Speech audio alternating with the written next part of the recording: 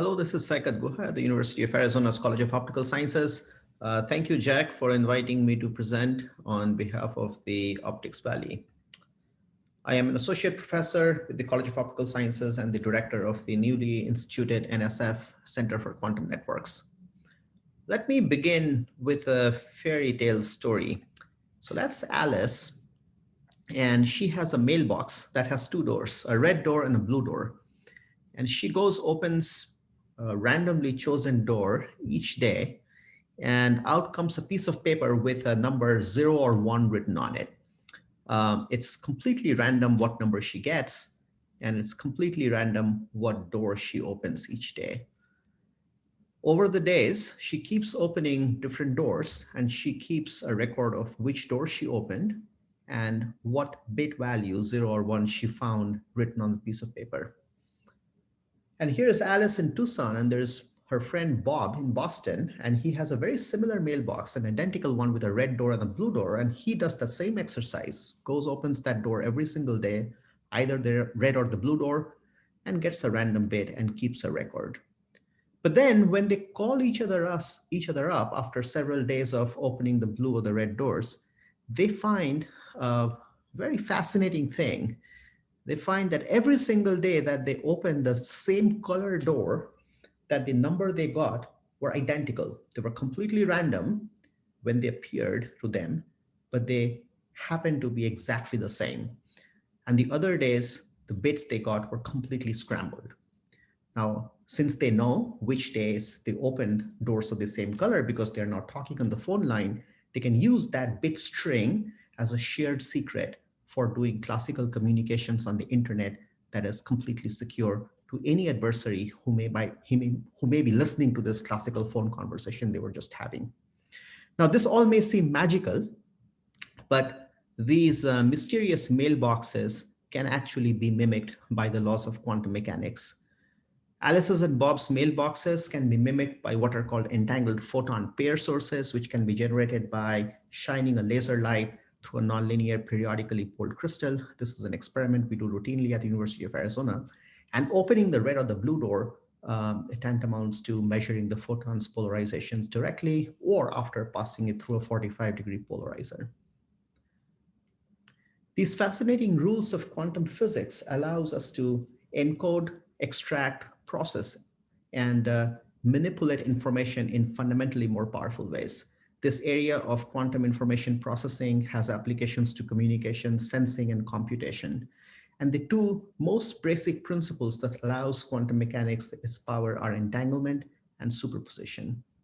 This picture that you see on the top is of a very famous experiment called the double slit experiment, where you send particles of light, photons, through two slits say, for example, a cardboard plate. And when you look at the photon arrival statistics on a screen, you see these interference patterns, these bands of dark and bright fringes. And each photon, when it is going through those two slits, actually splits itself and goes through both slits at the same time and interferes itself after they go past them. And that interference pattern is formed by the probability amplitudes of these photons appearing in a particular point in the screen. This property of being in the two places at the same time or being two things at the same time is called superposition. And this is at the heart of the concept of a quantum bit, a qubit that can stay in a superposition of a 0 state and a 1 state, unlike the classical bit that we all are familiar with, which can be only 0 or 1 at any given point in time. Entanglement is a property of 2 or more qubits. It's a form of stronger than classical correlations that any classical laws of physics may allow. This entanglement is the new information currency of the quantum mechanical era. 2 years ago, the US National Quantum Initiative was signed into a bill by our president. It's a $1.25 billion over 5 years National Quantum Initiative Act, which calls out the US Department of Energy, NSF, NASA, and the NIST to appropriate this money towards research and development and commercialization of various quantum technologies. We are in the middle of a quantum computing race. Companies like Google, Amazon, Microsoft, Rigetti, and many other startup companies, um, they are working towards building a computer that works with qubits. Now, computers that works with qubits, they can solve certain problems that classical computers cannot. One of the most fascinating, one of those problems is factoring, finding prime factors of a large number that is presented to the computer. Being able to factor large numbers is a very, very important problem on which all of our current day internet security relies. The reason our day-to-day internet transactions like credit card transactions, etc., are secure is because no computer can factor large numbers efficiently. But when there is a quantum computer, all of that classical internet security will be gone. Quantum computers are good at searching through large databases. They are good at simulating large molecules, which could be instrumental in drug discovery. They are very good at optimizing through information in large databases. Just last year in September, Google announced that its Sycamore quantum computer that works using about 50 qubits or so was able to, for the first time in the history of computing, was able to solve a problem in a few minutes, which even the world's largest supercomputing cluster would take about 10,000 years to solve. Now, once quantum computers get built, one will need to connect them. Just like back in the mid 70s when classical computers were being built, there was a program called the ARPANET that was dedicated to connecting those classical computers into networks. Very recently, the National Science Foundation funded the University of Arizona a $51 million contract over 10 years through its Engineering Research Center program. I'm the director of this center. It's called the Center for Quantum Networks. We partner with some of the leading universities and researchers in the United States, including MIT, Harvard, and Yale University being our core partner institutions. And this program is mandated to lay the foundations of the future quantum internet, a network that will connect various types of quantum processors, quantum computers, various quantum sensors, gadgets, all sorts of things, gadgets that use quantum information, qubits, for their internal processing power.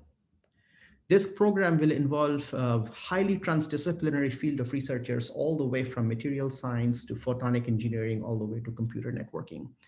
This program went through about a year and a half long selection process that started with about 500 applicants of planning grants down to 4 ERCs that were funded. And this is the first engineering research center in any area of quantum information processing. This is the list of our partner universities, various industry partners, and this is a growing list, FFRDCs, some of the world's most prominent international centers in quantum networking and quantum information science research and education partners. Quantum information processing, as I said, has applications in communications, in sensing and computation. We have various government agencies and commercial companies that fund research at the University of Arizona in all of these variety of research topics that range all the way from very fundamental science to highly applied technology that is at the cusp of commercialization. This is a team of researchers at the University of Arizona who are working on creating a research hub in quantum information science and engineering. And hopefully by next year, we are going to launch a new master's program and an industry certificate program on this new discipline that we are currently working on defining. There are various other coordinated investments in quantum information processing around the world, including in the UK, in Europe, in Australia, in Japan, Canada, China, and India. Thank you very much. And I would love to take any questions over the chat feature of this meeting. Thank you very much. Bye.